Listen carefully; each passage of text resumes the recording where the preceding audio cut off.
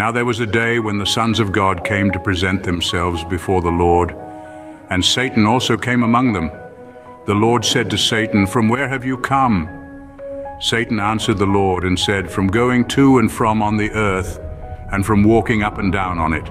And the Lord said to Satan, "Have you considered my servant Job, that there is none like him on the earth, a blameless and upright man who fears God and turns away from evil?" Then Satan answered the Lord and said, "Does Job fear God for no reason? Have you not put a hedge around him and his house and all that he has on every side? You have blessed the work of his hands, and his possessions have increased in the land. But stretch out your hand and touch all that he has, and he will curse you to your face." And the Lord said to Satan, "Behold, all that he has is in your hand. Only against him do not stretch out your hand."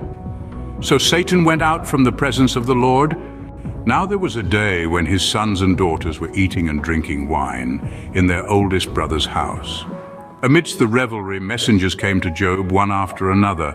The first exclaimed, "The oxen were plowing and the donkeys feeding beside them, and the Sabaeans fell upon them and took them and struck down the servants with the edge of the sword. And I alone have escaped to tell." Job, unfazed, simply replied, "Chill, dude. It's just material stuff. All these cows and sheep, they're just things, man." Even as he was speaking, another messenger arrived, bringing news of a further disaster. "The fire of God fell from heaven and burned up the sheep and the servants and consumed them, and I alone have escaped to tell you." Job remained unperturbed, responding, "Dig it, cat. I'm not down with all this materialism. These sheep and their shepherds, they were just attachments, holding me back from true enlightenment. In shedding the weight of earthly possessions, I find liberation to pursue the higher vibes of spiritual awakening." His words had barely faded when a third messenger arrived. Breathless, the Chaldeans formed 3 groups and made a raid on the camels and took them and struck down the servants with the edge of the sword, and I alone have escaped to tell you. Yet again, Job, no sign of distress, simply replying, "Man, lay off with those negative vibrations. All that jazz about sheep and oxen was really dragging me down. It's like these earthly burdens were tying me to a groove that wasn't mine." While he was yet speaking, there came another and said, "Your sons and daughters were eating and drinking wine in their oldest brother's house, and behold, a great wind came across the wilderness and struck the 4 corners of the house, and it fell upon the young people, and they are dead, and I alone have escaped to tell you." Job's composure remained unshaken. With a deep sigh, he said, "Bummer. Well, I'm free now. I'm unburdened by the weight of family ties, by the expectations and obligations of being a father and husband.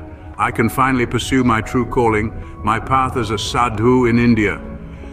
And so Job left his opulent life behind, embracing a life of simplicity and spiritual seeking. He traveled to India, seeking enlightenment and detachment from worldly attachments. He became a wandering ascetic, a sadhu, shedding all the material possessions and earthly desires that had once held him captive. In the divine conclusion of this narrative, both God and Satan found their initial judgments of Job to be flawed.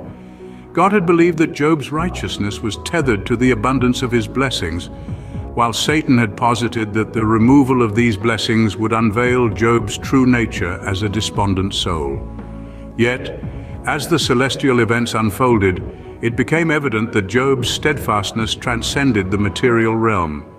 Despite enduring profound losses, his wealth, family, and the very fabric of his former existence, Job clung to his beliefs.